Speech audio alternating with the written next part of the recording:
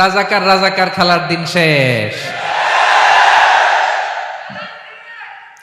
মন মতো হইলে মুক্তিযোদ্ধা, মন মতো না হইলে রাজাকার, এই দিন শেষ।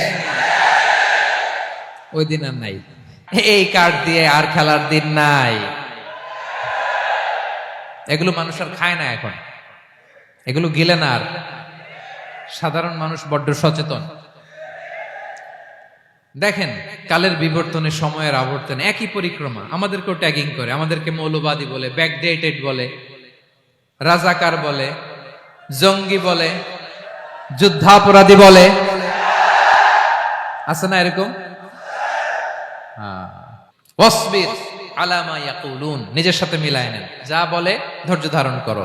ওয়াহজুরহুম হাজরান জামিলা, জাস্ট ইগনোর দেম, ভালোভাবে ইগনোর করেন, খালাস, সালাম দিয়ে কেটে পড়েন। তাহলে প্রিয় ভাইরা, এই বিপদ আপদ আমাদের পিছু ছাড়বে না, পিছু ছাড়বে না। নবীদের পিছু ছাড়ে নাই, আমরা কোথায়? আমরা আর কি? বিপদ আমাদেরকে ধৈর্য ধারণ করতে হবে, মনোবল হারাইলে হবে না।